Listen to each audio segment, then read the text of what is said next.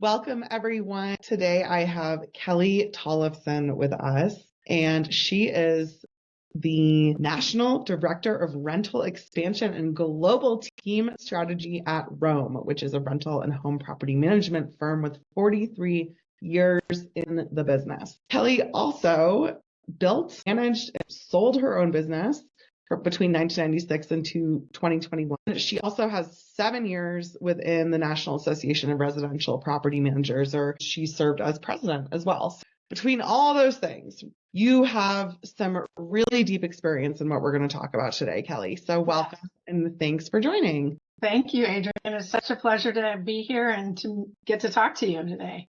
Awesome. You have a lot of experience in managing relationships, vendors, tenants, landlords. The property manager truly sits in the middle of all of these stakeholders. Yep. So the first question for you is, let's talk about it. Let's talk about the multiple issues that arise when a property manager is trying to please all of their stakeholders. Right. So you can imagine there's, the owner of the property is the pocket, right? That's where the investment is. And then you've got a tenant who is going to live in that home and perhaps not see the home as maybe the owner did, right? So for example, one of the biggest differences is when an owner has raised their family there and we would take them on as a client, they have a very strong emotional investment into that property as well as their financial investment. And when a tenant comes in who maybe is expecting to live there for a year, and not all of them are this way. This is just a really good example of what we may run into. And that tenant doesn't have that same obviously strong emotional attachment to that house, and they treat it like a place to live, not a home necessarily. So you've got these two things. One of the things too that when you talk about the cobbler's kids don't have any shoes, right? So as a property manager, there's things in our house that, to get my dishwasher to work, I have to push it really hard and then push the button, right? So we live with these things, or the running toilet. Well, if I were to turn my house over as a rental, I would have to fix these things because a tenant really isn't expected to have to live with these little idiosyncrasies that we have in our house. The other thing that happens too is with the tenant and the landlord is the value of the home may be different. And so you work with market rates and you work with an owner who perhaps, and this happened way back in like 2010, 11, and 12, when owners would say, well, my mortgage is X, or, say 3,000, and I need 3,500 in rent to cover my HOA dues, but the market maybe will only bear 2,500. And we always tell our owners or clients that the market will always speak the loudest. We can advertise it for whatever you see fit, but the market will always speak the loudest. And that's what we try to adjust to on a regular basis. So those are some of the issues, repairs and maintenance. We'll go into a home as the experts and say, I love the fact that your 5-year-old daughter wanted a neon green room. However, it's probably not going to be the most popular way to rent your house or to get the most dollar for rent with those types of things, right? So those are the things we have to tell as the third party, the owner. And it's, you ask about pleasing them, and it's really about, number one, maintaining value of their homes, and number two, mitigating risk. And those are the two biggest things. Probably mitigating risk is the biggest, and it's not always a pleasing conversation. It's about enforcing the landlord-tenant law. I'm in Washington State, in the Seattle area, and the landlord-tenant laws can be really difficult to navigate.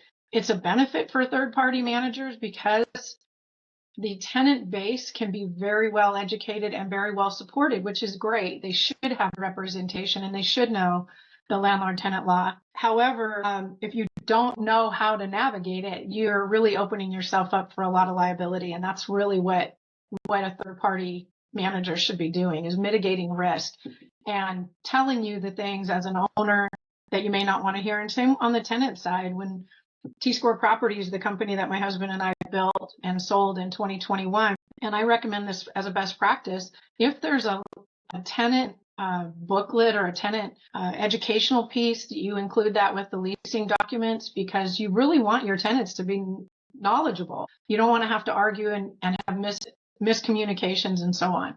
So I don't know if that answers your question about pleasing everybody, but it's about mitigating risk and being that expert to protect your client and your tenant. Right. And it sounds like you have to balance all of these kind of legal risk components with compassion and empathy for all the parties involved. Yeah. As you say, one of those things is making sure that you educate them on the way in. And that's part of our 5 tips that you cover about how to successfully referee all of these demands. And one of those tips is make a great first impression. How else do you recommend that property managers or landlords, everybody involved as the referee, how do you make a great first impression for everybody? So I think, when I put this presentation together, one of the things and I'm a baby boomer, I'm at the tail end of it, but I am a baby boomer. And I grew up in the corporate environment out of college with Ford Motor Company, and it was very, very professional, probably to, IBM, Ford Motor Company, all of those big corporate entities. And that spilled over, and same with Tom, actually, that's where we met, working at Ford. And so we both had this background. And building T-Square properties, I think one of the things that can really set somebody apart with that first impression is that level of professionalism. If you come across, even non-verbally, like how you dress, how you write, and that's verbal, but it's writing, how you appear to others on that first impression will either break or not, or break down your level of credibility. And that credibility is going to develop your expertise. And the more expertise you have, the more trust you have. And that's where it stops, is that trust. If your client or your tenant believes that you know what you're talking about, there's going to be a lot less trouble down the road. It's setting those expectations with that, starting with that professionalism. At NARPM, we talk about these things and educating the property managers in how to stay professional, with giving designations and going on to educate yourself to become a master property manager. And those are the kind of things that will create a first impression. And sometimes even before you get to meet somebody, right? We talk about our websites and what does that look like? Are you saying the same things to them that they saw on your website? Is there that credibility and that expertise, and do they align? That kind of, I talk about it in my presentation on branding. Branding isn't just a company. It's me, it's you, it's individuals on what they want to stand for, and what do you stand for, and what is your brand, and do you do what you say you're going to do? That's the thing about making a great first impression. I grew up thinking it was just like an initial introduction, and that's not really what I talk about in this. There's so many different things.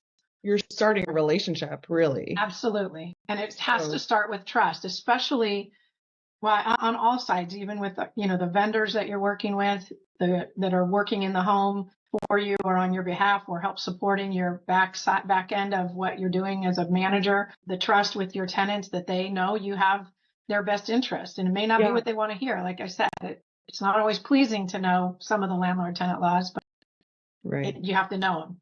And that first impression can help with moving out as well, right? Absolutely. People always remember the first time they met you and the last time they saw you.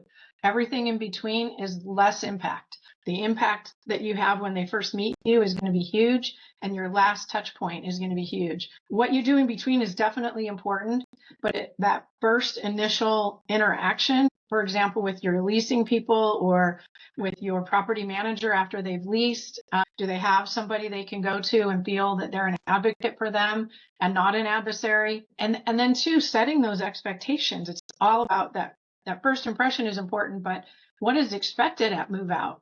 Best practice would be to inform the tenant at move in what is expected at move out. So when they conduct themselves throughout the lease, they have that point of reference for when they move out. This is what's expected, and it's not a surprise to them. They know. Done that pre-education piece. Exactly. One of the slides I have on this presentation is the referees talking to the football players before the game, or in a boxing match. Before the boxing match starts, the referee is standing in the middle of the ring with the two boxers. They're talking about what's expected. What is expected of you? What's expected of the team? What's expected? All the rules that are set forth. And that's so important in setting up that relationship at move out. Move out can be a really contentious time, because it's all about the money. And sometimes it's a pride. A tenant will say, I've kept really good care of this home and it looks better than when I moved in. And if that's true, that's great. But let's take a look at the facts and, having those expectations. Many states will require the tenant to sign a move-in inspection report. Best practice, again, is do it with a lot of pictures. There's a lot of softwares out there in our industry. One of our vendors, a lot of vendors provide software that you can do pictures as you're doing the move-in and then send it to the tenant and they sign it. And everybody's very clear on the condition of the home at move-in. So move-out can be less contentious. Interesting. What are the things that make a stellar property stand out from an average one to prospective tenants or the tenants that are deciding, should we stay or should we go? Well, I think if we remove the rent amount, then we can talk about what are some of the things about the actual property. I think with a property manager or even a single, what we call DIY landlord, somebody just has one or two properties and they're their own landlords. Response time is really huge. Having that tenant know that you're paying attention, number one, that you respond, that you care about the property and you care about them. It is building that relationship. A lot of times, having been in the industry as long as I have, I've seen a lot of angry landlords and a lot of angry tenants. Really, I think those are the extremes. I think most, the 80-20 rule, right? 80% of landlords and 80% of tenants are doing what they're supposed to do. They're treating each other with respect, or they work on issues together for a common good. And so I think just treating somebody with respect, setting expectations, being clear. Brene Brown says clear is kind, one of my favorites. So being clear on what's expected. And as far as the property goes, there's a property for everybody out there. There's different needs for everyone, different locations, different sizes, different costs, different features and benefits of a property. I think property to me is kind of secondary. It's more about the relationship, how you come across as a landlord. If you're responsive to the market, so having someone stay, if you're going to pop their rent, way above market value just to get another dime, that doesn't feel very good to the tenant.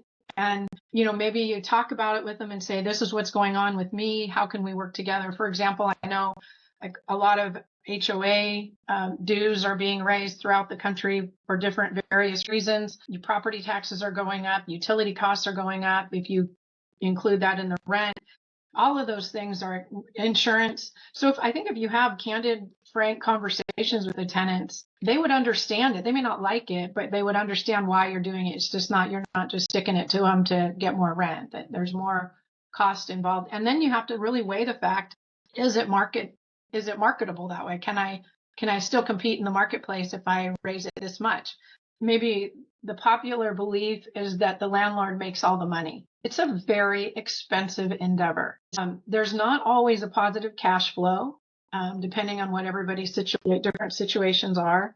The people that own the properties, they have mortgages to pay. They have mouths to feed in their household. It could be another source of income. They could be the fact that they can't sell it. So they can't sell it because they'll lose money. They can't afford to lose that money. So then they put it on the market for rent and whatnot. But I think there's a popular belief out there that the landlords are just raking in the dough, and it's not realistic. It's just not true. How do you go about the vendor relationship when you're thinking, hey, we need to plug a service gap or some kind of customer engagement gap to do XYZ? How do you balance and decide what to prioritize? So I think, first of all, it's the value for whoever's got to pay for it, right? If it's a value for the property management company, what's the value that they're getting out of their whatever cost they're going to incur to either gain more business or gain more tenants or create an environment? So let's say, for example, it's an owner type vendor or a vendor that maybe they're an HVAC vendor, right? They're going to go in and service all the HVAC. What's the value for the owner? Because that's not a cost that the management company would incur. It would be an owner cost. And we have to be able to say, we are doing our due diligence as your fiduciary to make sure you're getting the best service at the most cost-effective pricing, right? The cheapest isn't always the best. As a matter of fact, it most of the time isn't. But sometimes you get lucky. So when I look for vendors and they're going to be, touching both tenants and owners, I think I look for the reliability of the company, the reliability of who I'm working with. I've worked with vendors over the years for different things, and the salesperson comes out and tells you all the fancy shiny things, and then you get behind the curtain and it's not really what was there. And that to me can be really frustrating. So I think having an alignment with your sales team and your actual service provided is going to be really important. That's one of the things I think that those need to be aligned. And it's not even about the amount of time someone's been in business. We've worked with vendors over the years that are new to the industry or just getting started, and I've been, able to refer them, and so they can build their business and be better, and then even better for me in the long run. So I think it's that reliability and that alignment with what are you going to give me, what you say you're going to give me, and then the value for the dollar. The T-Square has a couple vendors that aren't inexpensive, but they do the job for what we need, and the results are really stellar. And how is that going to affect the team?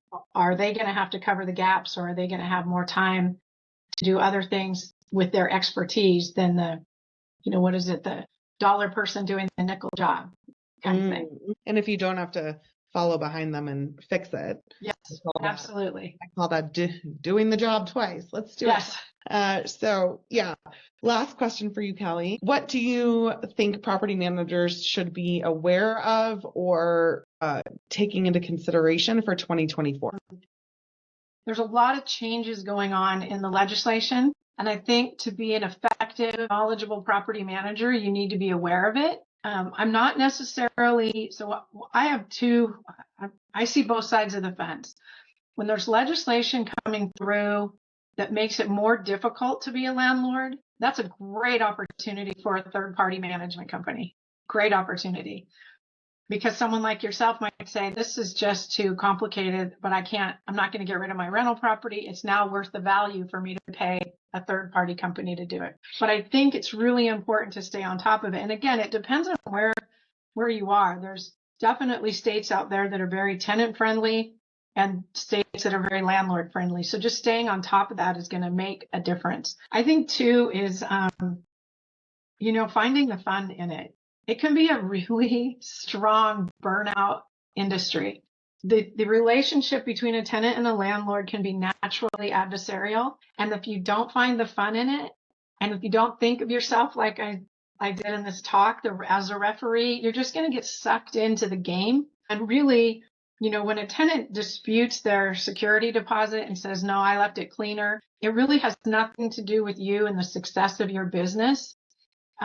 As a third-party manager. Now, as a DIY landlord, yes, it's right straight into your pocket. But as the referee, are you upholding the law? Are you making sure that both parties are being heard? And are you doing your job as the referee to do that? That helped me find the fun back into the industry and into the day-to-day that we do.